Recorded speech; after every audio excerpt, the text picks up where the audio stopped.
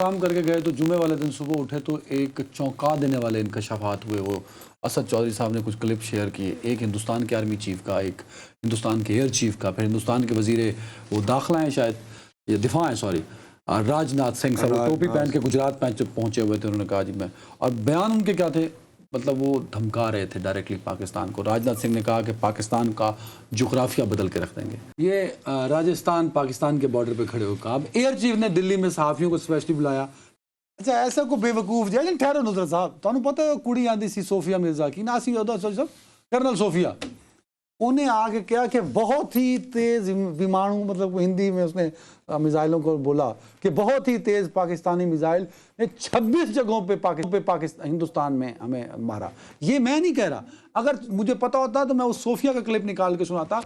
اس نے اس کو نہیں سنا. اچھا اس کو 5 مہینے بعد یاد آیا. اچھا پھر کیا کہہ رہا ہے maybe, I think, possibly. دیکھو وہ چاچا تو اٹھ کے 10 سدھی گل کے انے جہاز نے بات یہ ایتھے مارے نے، ختم ہوگی گل. ایک سب سے بڑی بات یہ ہے، موصوف نے F-16 کا بھی ذکر کیا انہوں نے کہا 4 سے 5 موسٹ تو لو نا یار.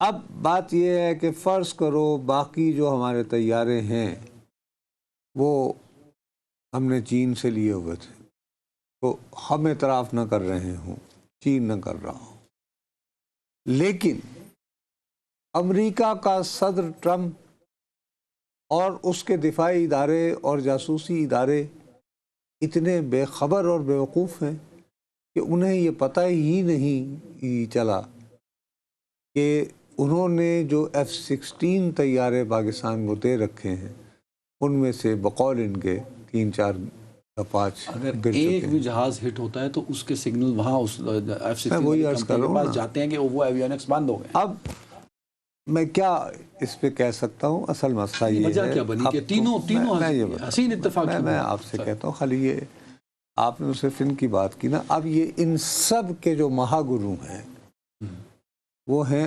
RSS کے سربراہ، جن کا نام ہے ڈاکٹر موہن بھاگوت. انہوں نے کل اتوار کے روز مدھیہ پردیش ایک صوبہ ہے، وہاں کا ایک شہر ہے ستنا، اس سے خطاب کیا وہاں پہ ایک اجتماع سے، اور وہاں انہوں نے یہ کہا کہ پاکستان بھارت کا حصہ ہے، ہم اسے واپس، پاکستان بھارت کا حصہ ہے. کون سا؟ وہ ممبئی میں بھی ایک پاکستان ہے چھوٹا سا محلہ. وہ تو محلہ ہے، میں ذرا تھوڑا سا سنجیدہ. اس نے ہمیں دھمکایا، اس نے بھی. پاکستان بھارت کا حصہ، ہم اسے واپس لیں گے. یہ کب کہا انہوں نے؟ کل مدھیہ پردیش کے قصبہ ستنا میں.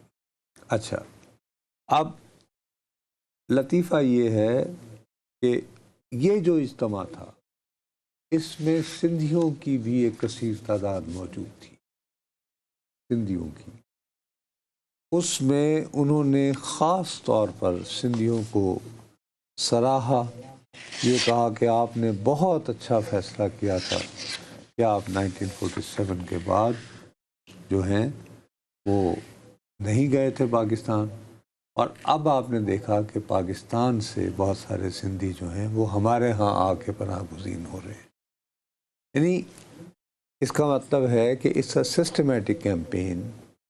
دیکھو سیاسی بیانات آتے رہتے ہیں، فرض کرو وزیر دفاع یہ سر کریک وغیرہ کی باتیں کرتا، ہم اسے نظر انداز کر سکتے تھے، تینوں چاروں کا ایک ہی دفعہ صحیح. لیکن جب دفاعی افواج کے سربراہان اس نوعیت کے بیانات دینے شروع کرتے ہیں اور اس کے بعد ان سب کے مہاگرو RSS کے سربراہ اس قسم کی گفتگو کرنا شروع ہو جائے تو سیدھا سادہ اس سے ایک ہی نتیجہ اخذ کیا جا سکتا ہے. وہ کیا؟ اور وہ یہ ہے جو میں بار بار کہتا رہتا ہوں اس دعا کے ساتھ کہ میرا کہنا درست ثابت نہ ہو، کہ بھارت اپنی خفت مٹا رہا ہے. آپ کو یاد ہوگا آپ نے ہی یہاں بیٹھ کے رپورٹ کیا تھا، انیل چوہان جو ان کے CDS ہیں، جنہوں نے مدراس میں انڈین انسٹیٹیوٹ آف ٹیکنالوجی کے اسٹوڈنٹ سے خطاب کرتے ہوئے کہا تھا کہ آج کل لوگ سمجھتے ہیں کہ جیت وہ ہوتی ہے کہ جب آپ کے پاس زمین کا ٹکڑا ہو، تو آپ کو ہم اس طرح کی جیت جلدی دیں. اور آپ کو یہ بھی یاد ہوگا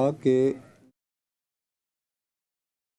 میں بارہا اس پروگرام میں آپ کے ساتھ اس بات کا اظہار کرتا رہا جس پہ ایک دو مرتبہ آپ نے میرے ساتھ تھوڑا سا پھکڑ پن بھی کیا تھا، جب میں نے کہا کہ یار مجھے میرا اندازہ ہے کہ مونسون کا سیزن ختم ہونے کے بعد، دیکھو بات یہ ہے کہ اس وقت سر ٹائم کم ہے، میرا صرف پوائنٹ ٹو دی پوائنٹ میں جواب چاہیے. یہ جو بیان بازی ہے یہ صرف خفت مٹانے تک ہی رہے گی یا کچھ اور ہوگا؟ 2 منٹ ہے میرے پاس. بھائی صاحب خفت کیسے مٹائی جاتی ہے؟ بیانات کے ذریعے تو نہیں نہیں، مٹائی جاتی. بیانات کے ذریعے تو نہیں. اس وقت سب سے بڑا مسئلہ یہ ہو رہا ہے، بھارت کی فوج جو ہے وہ اپنے عوام کو یہ قائل نہیں کر پائی ہے کہ یہ پاکستان اگر وہ جنگ جیتا نہیں ان کے نقطہ نظر سے تو کم از کم ہارا بھی نہیں ہے. اور ٹھیک ہے جی، وہ مان لیتے کہ جی بس برابر کا ہی جوڑ ہو گیا جی، وہ ٹرمپ صاحب بیچ میں کود پڑے.